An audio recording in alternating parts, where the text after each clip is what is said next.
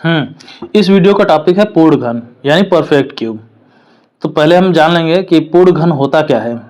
तो पूर्ण घन ऐसी संख्याएं हैं, है ना, ऐसी संख्याएं जिनका अगर घनमूल हम ज्ञात करें तो एक परिमेय संख्या आपको प्राप्त होगी, है ना। क्या प्राप्त होगी? परिमेय संख्या। तो सबसे पहले आप ये जान लीजिए कि परिमेय संख्या होती क्या है ना। तो परिमेय संख्या के बारे में आपको बताया नहीं हूं कभी ना, बता देता हूं, इस वीडियो में ही बता देता हूं, ठीक है। परिमेय संख्या यानी रेशनल नंबर।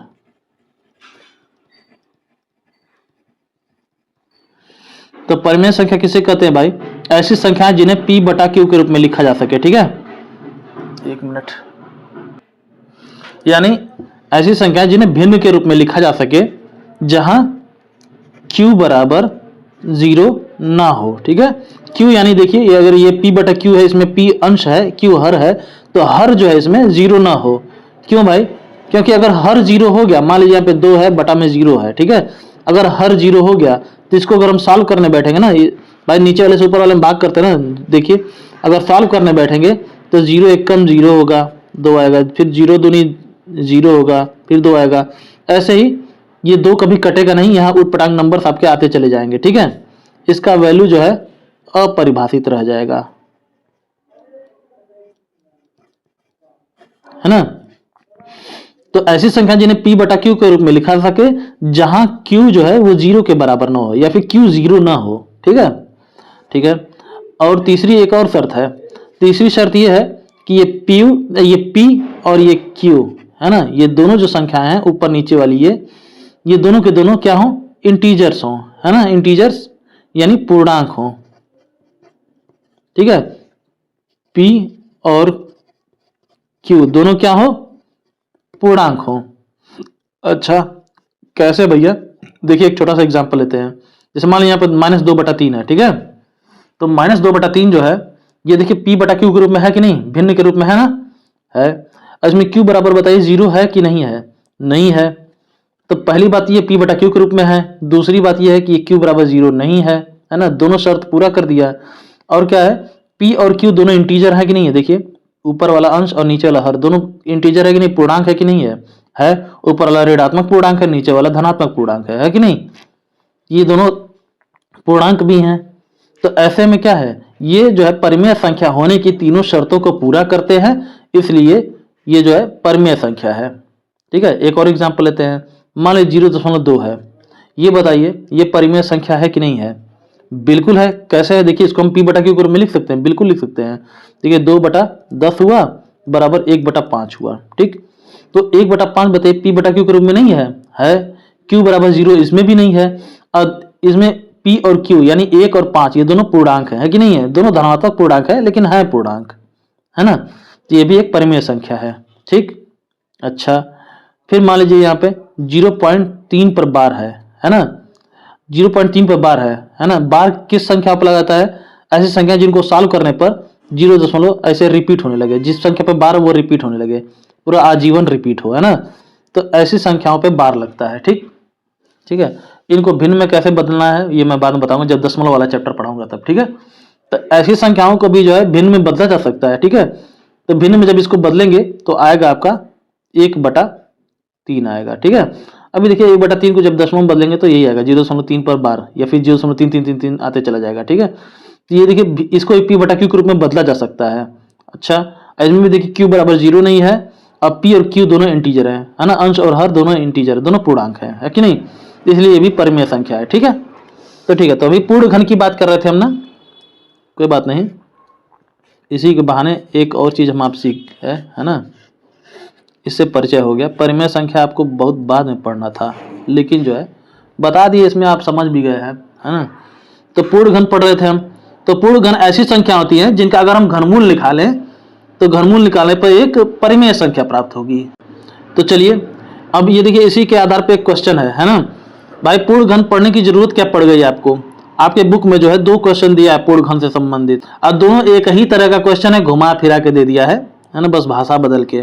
तो उसी को करने के लिए सबसे पहले यहाँ क्वेश्चन हम सॉल्व करते हैं। क्या है? 72 में किस संख्या का गुणा करें कि प्राप्त संख्या एक पूर्ण घन हो, है ना।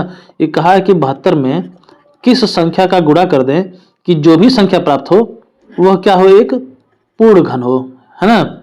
ठीक है, तो सबसे पहली बात तो ये है, हम चेक कर लें कि कहीं 72 ही तो पूर्ण घन संख्या नहीं है।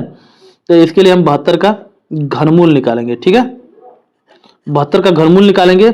अगर 72 का घनमूल निकालने पर एक परिमेय संख्या कोई प्राप्त हो जा रही है हमें, तो हम ये समझ लेंगे कि 72 ही पूर्ण घन संख्या है, इसमें किसी भी संख्या का गुणा करने की जरूरत नहीं है।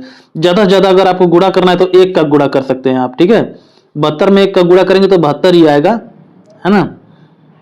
ठीक है, तो चलिए देखते हैं पहले कि 72 पूर्ण घन संख्या है कि नहीं।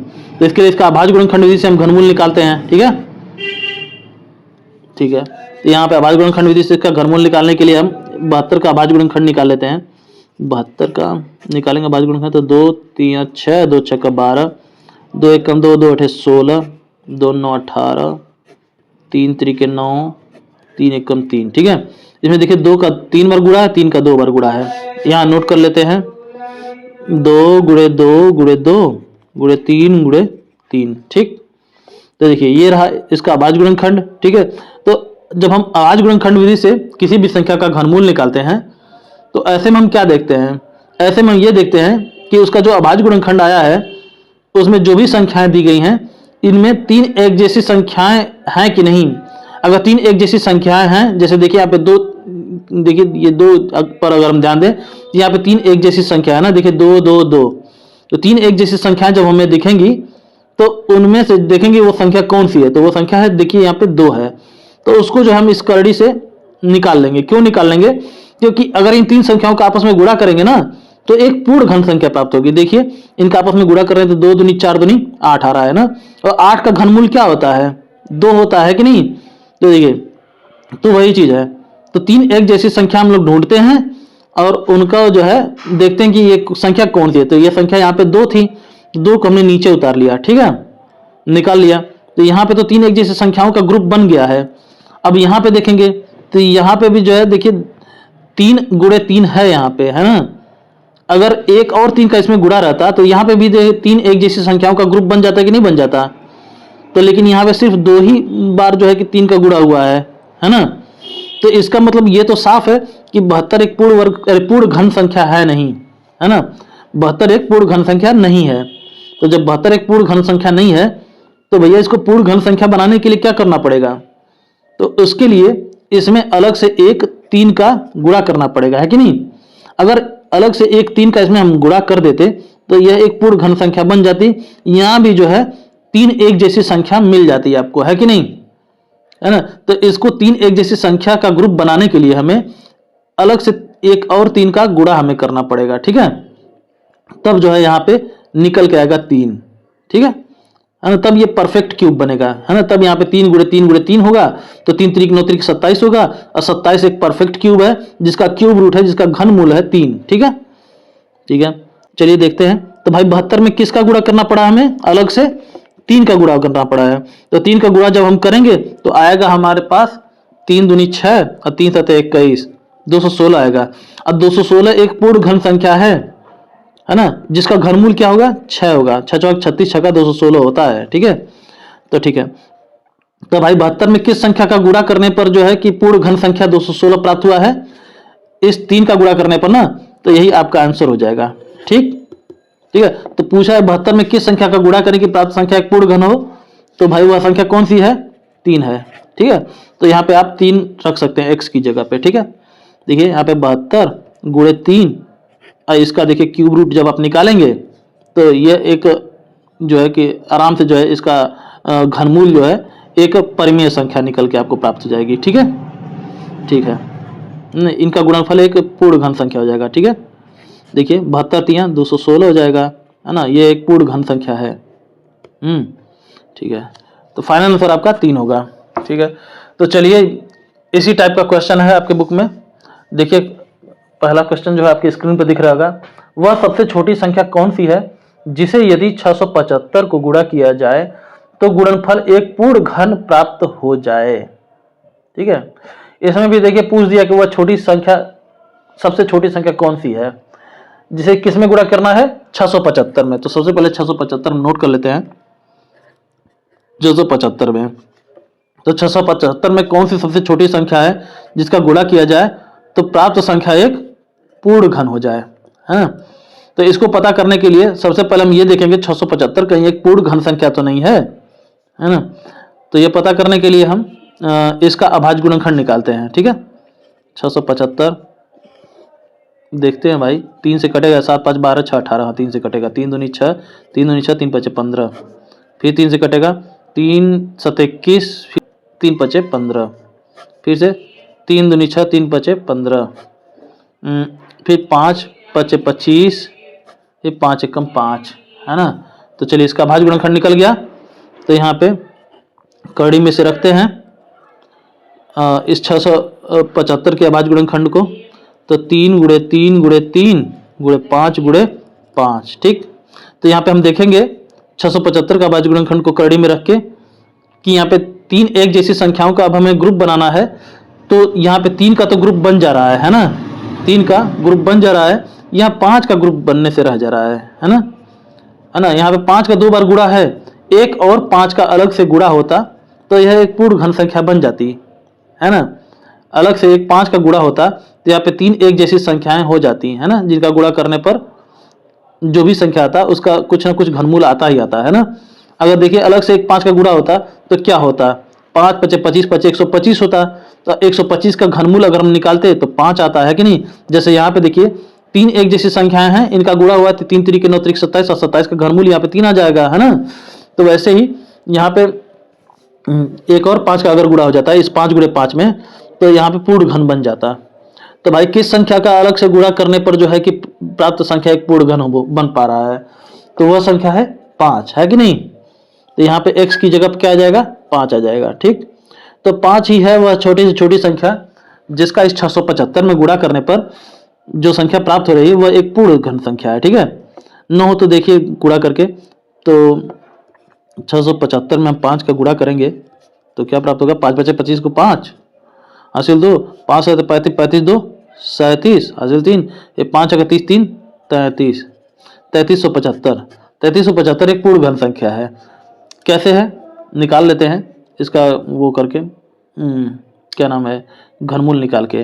तो घनमूल निकालने के लिए पहले इसका अभाज्य गुणनखंड निकालेंगे, है ना। घनमूल निकालने के लिए थोड़ा स्पेस ले लेते हैं। इसका घनमूल निकाला ना 3375,